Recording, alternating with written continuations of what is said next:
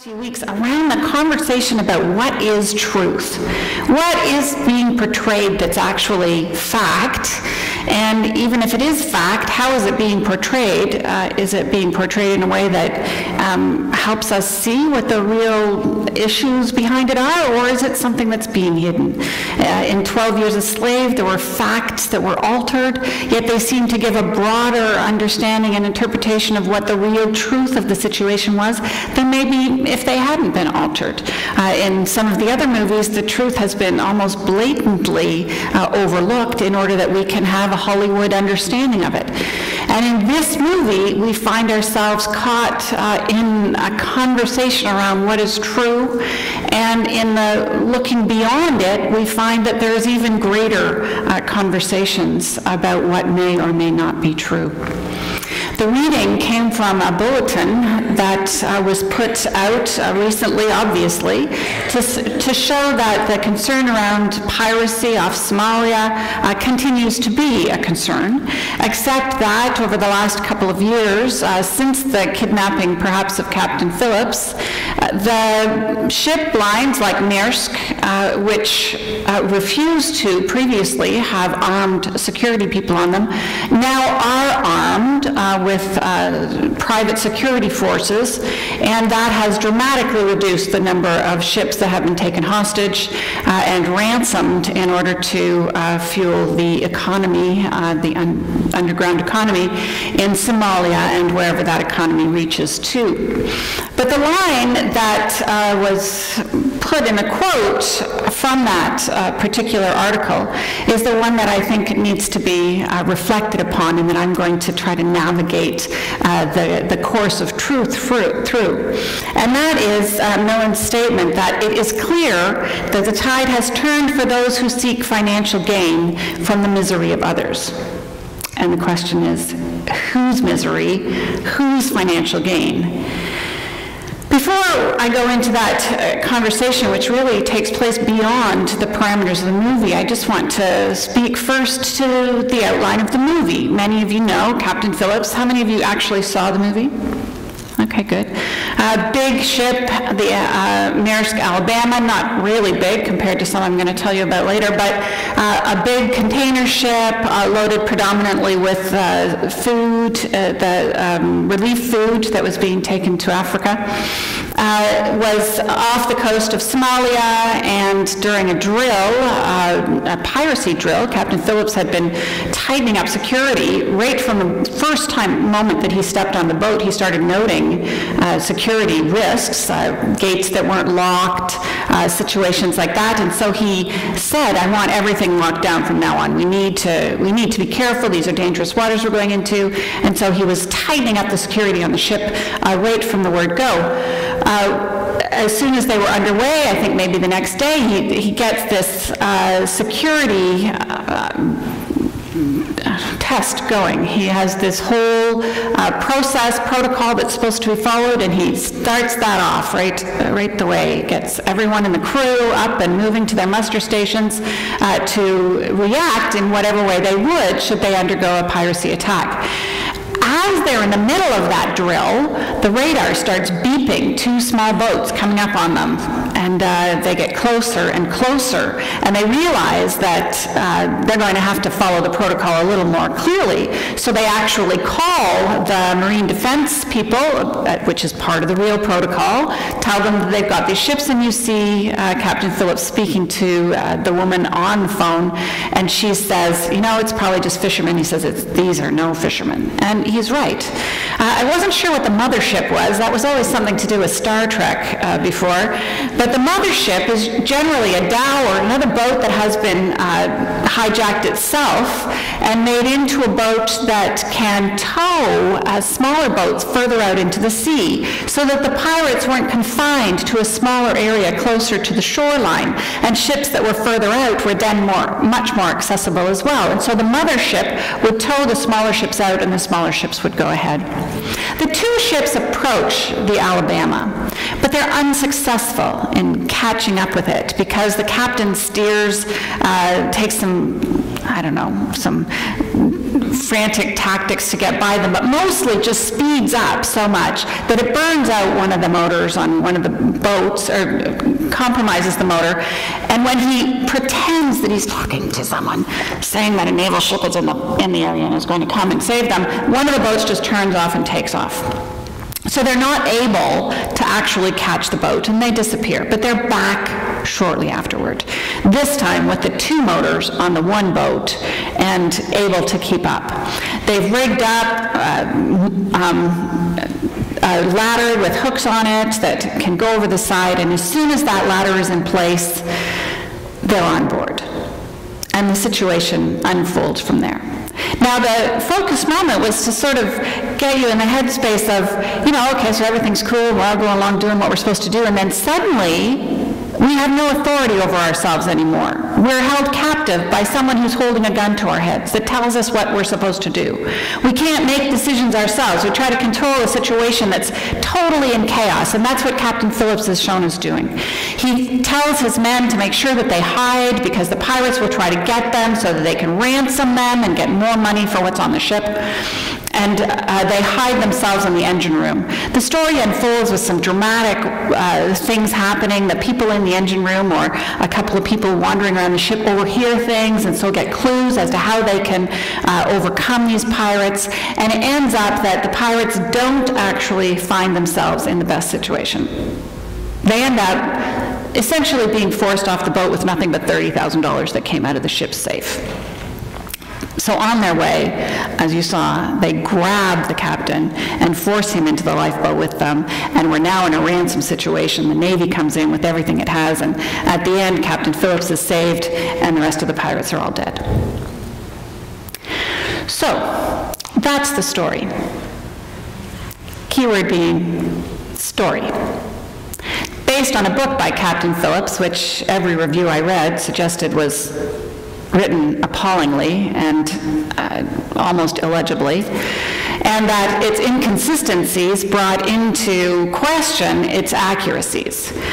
Some of the reviewers were very sort of compassionate, recognizing that someone under that kind of trauma may remember things in only bits and pieces and not remember them accurately, and so therefore the story might not actually flow in the way that one might expect a story to flow. So there were definitely some concerns around that. But the lawsuit that was filed against Captain Phillips by a number of people who were on the ship, many of the seamen who were on the ship with him, tells another completely different story. Those who did not sign the Sony's waiver, saying that they could, for $5,000, their story would be told, but they would not be able to speak publicly about anything that happened on the boat ever again. Those who did not sign that waiver launched a lawsuit against Captain Phillips, arguing that he intentionally and in disregard of the protocols that Maersk had outlined to avoid piracy, had actually, rather than being at least 600 miles out from shore, was around 260 miles out from shore. Some of the seamen who were on the ship say that Phillips seemed to flaunt the piracy protocols and that he was looking to get picked up, to get kidnapped by pirates, that he wanted the boat to get caught, that there was no piracy drill that took place, there was a fire drill that took place, and when pirates were actually seen on the horizon coming up to them, that he said, we got to finish the fire drill. So the story, as it's told in the dramatic Hollywood version, is the one that will, of course, be emblazoned in everyone's minds. Captain Phillips, the hero who got to meet Obama in the Oval Office, whose story is one that makes all of us cheer for America, hard though that may be at times. But we cheer for America because those Somalian pirates were overrun, and Captain Phillips, who pulled it all together at the last moment under incredible duress, managed to save every man on his crew. So that's the story. Somalia. There's a thing that photographers used to do before digital imagery could just kind of shift and change things. And sometimes they'd screw a piece of wax paper underneath the lens filter, or they'd actually smear the lens with Vaseline or something. So you'd get this soft kind of picture on your film that you could then develop. We We don't have to do that anymore, because with one click you can do almost anything to a picture and it'll look awesome. But it's like the cameras that are focused on Somalia still have that Vaseline rubbed on them somehow. So that what shows up on our TV screens and our computer monitors is kind of fuzzy. And it's complicated by the fact that I kind of zone out when I read that stuff about this army and that federation and this amalgamation and that, and you know, I can't sort of get my head around all of it. It would take an intensive course of study, maybe, you know, at least several hours to understand what's gone on in Somalia. Basically, leading up until the Second World War, it was really the brunt of colonization. Its evolution into a democratic state was really eclipsed by Britain and Italy, who annexed it and did or didn't introduce democratic principles to it. Like colonization so often did, it really just kept things in kind of an embryonic state, so that when independence was announced, it didn't really unfold the way it might have had those kind of principles been instilled in the populace. In 1944, part of it was given to Italy, but under the oversight of the UN. Britain still held the rest of it. Eventually, independence was granted, I believe, in the early 60s. And the response from the various power groups throughout the country was to try to grasp power for the whole country. I mean, it seems a fairly natural thing to do if there's no one really organizing it all. And so each group tried to get in on the action, and the whole thing ended up under a military coup. And the military coup, after the death of the end of the Cold War, got more and more sort of totalitarian until there was a complete overthrow in 1991. And since 1991, it's been another mess. Not really a whole lot of anything happening, but groups fighting with one another. No clear centralized government, and so no ability to defend its borders with any kind of rigidity, no voice at the United Nations that gave it any significant amount of power. It's really just been allowed to collapse in on itself. Or that's my reading of it in the last week. The international community has seen and watched this happen, and over the course of about 15, 18 years, some very interesting things happened off the coast of Somalia. Some of them reinforced in 2008 by the United Nations when they drafted legislation, international legislation regarding waters and what could happen in waters. Now, most countries don't want to have anything to do with those kinds of conversations about what they can and cannot do in their waters because they want to legislate it themselves. So whenever legislation like this has been introduced to the United Nations, it's usually been shot down because the governments don't want it. But when it came in around Somalia, well then, everybody wanted it to come into effect, as long as it was only about the waters of Somalia. Because beginning early in the 1990s, the coast off Somalia started seeing large ships hauling big tanks of stuff that disappeared into the water off the coast of Somalia. It started seeing, too, international fishing ships dredging tons of food off the course of the coast of Somalia on a daily basis, tons and tons of food by international fisheries.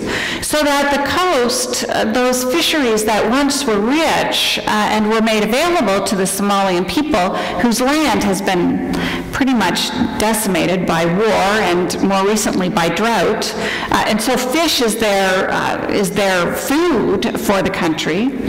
As those stocks were being depleted by international trawlers, stuff started to happen. People started getting angry, and the fishing villages saw that the only thing they could do was maybe board these fishing trawlers and shut this down. When the tsunami hit, it washed on shore a bunch of that stuff that had been being dumped into the water. And it started making sense that people were getting sick and that they had mouth ulcers and were showing signs of radioactive poisoning, because it was actually radioactive waste and biological waste and heavy metals and all kinds of stuff that international had been dumping on that water, because Somalia couldn't actually patrol their water. They couldn't take care of it. They were sort of a government with no government. And so they became this target for this kind of dumping. And so the Somalians became pirates. They decided that they would go onto these fishing boats and they would stop that fishing from happening, and they would start trying to take things in their own hands to keep heavy metals and radioactive waste from being dumped in their water. Of course, as soon as someone sees an economic activity that's productive, other people want to get in on the game, and it wasn't long before, you know, there's five major organized groups, so a House briefing report in the States says, 5 major organized groups that are actually funding and driving the process of piracy of these large ships. It's quite incredible, the process that has been set up, and it's very hard to find out exactly where the truth lies. Not long ago, Scott and I were in Chapters. You know, walking around rubbing the covers of books is a pastime that both of us enjoy. And at one point I had looked down and I said, you know, I wish I had more time, because if I did, I'd buy this book. Scott looks at me and he goes, "Are you kidding me?" I said, "No, it'd be fascinating." A book by Rose George called 90% of Everything. It's a book on shipping, the shipping industry in the world. Scott didn't think I'd be interested, but he doesn't know I've bought it on Kobo. Had to, you know, I was researching for perspectives. So I've got this awesome book by Rose George now. As soon as I put my password in, I'll be able to show it to you. 90% of everything. Inside shipping, the invisible industry that puts clothes on your back, gas in your car, food on your plate. Now, Rose doesn't think that those stories about pirates, the early piracy in terms of the Somalian fishing trade, are really true. She thinks that that's one of the myths that's out there, arguing that there's only about 6.5% of the ships that are actually attacked by pirates are fishing ships, that there are bigger ships that are attacked. And I think that's probably that economic activity that's keeping those 5 organized groups together.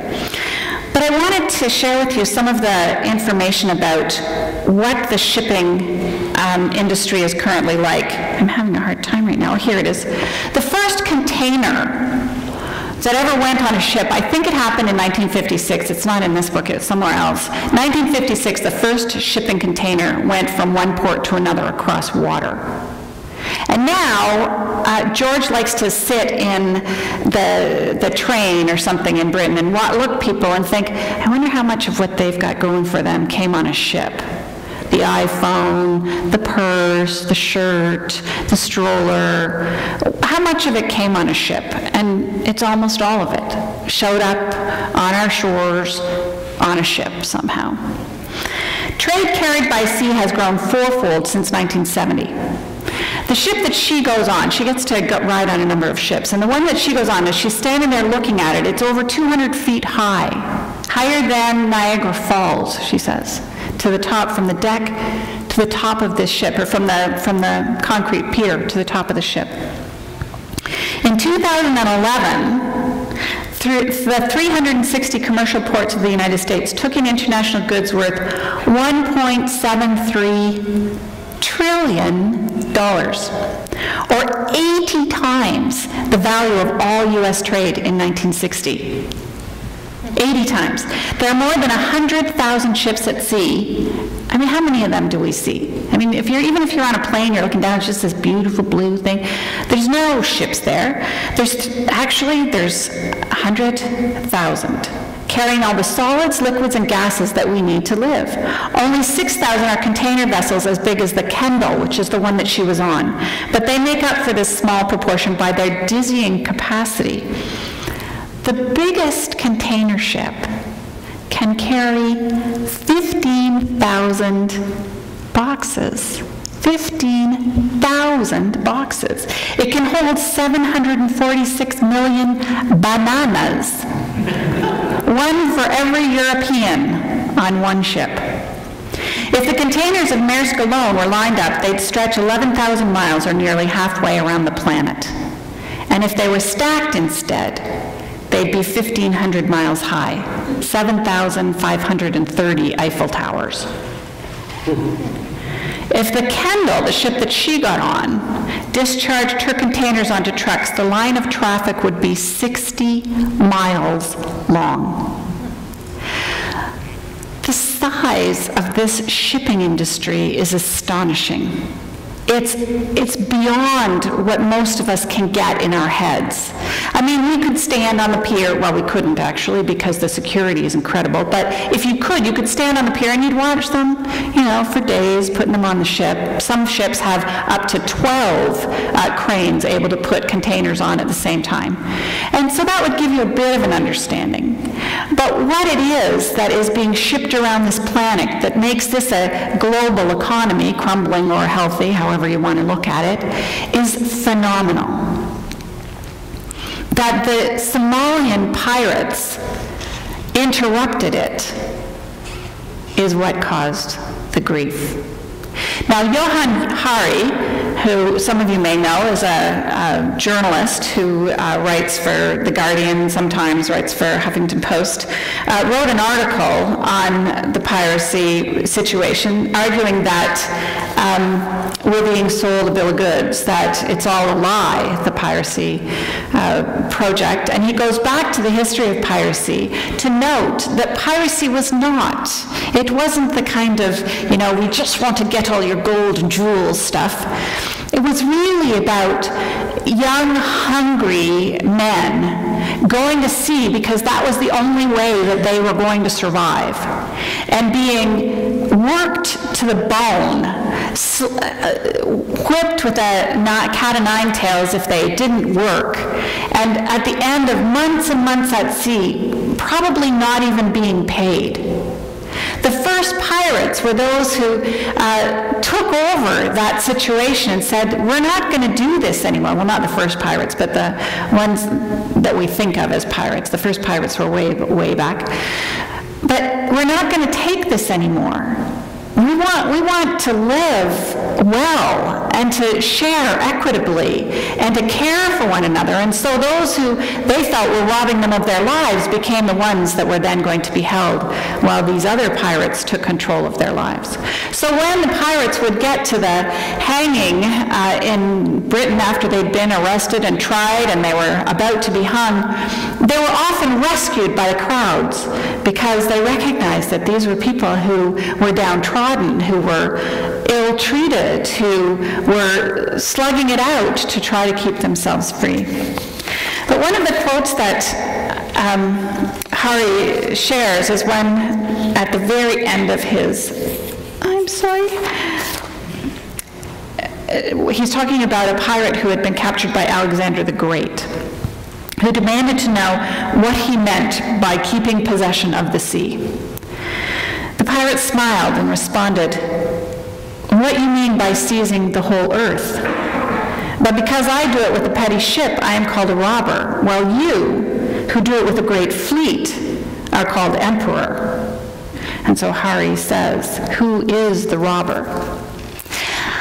But Rose George thinks that that's just smug and not really an accurate portrayal of what pirates are like, that they really are bad people. And she's, of course, spent 3 weeks on a ship going through pirate seas, scared half to death and not sleeping at night.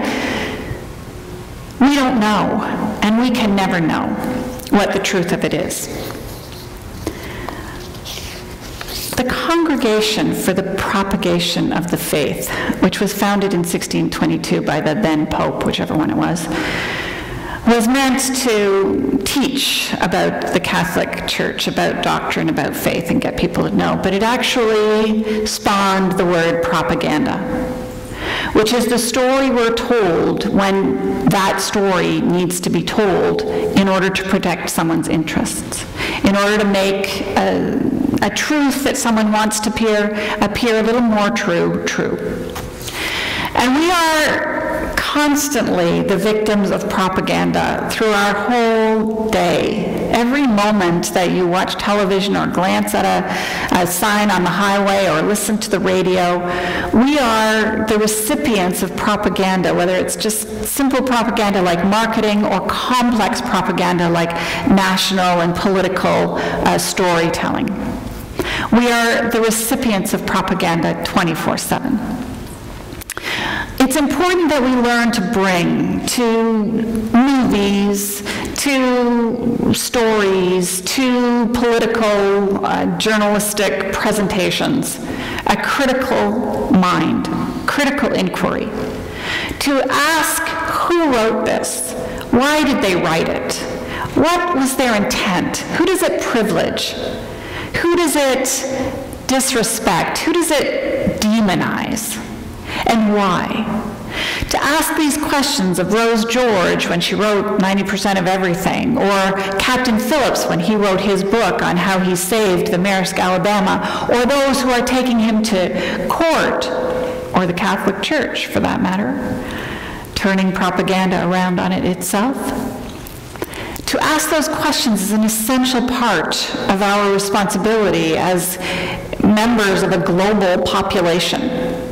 Because the story is always going to be difficult to find. And this movie, more than any of the others, this movie helped me see how complex that story of truth really is.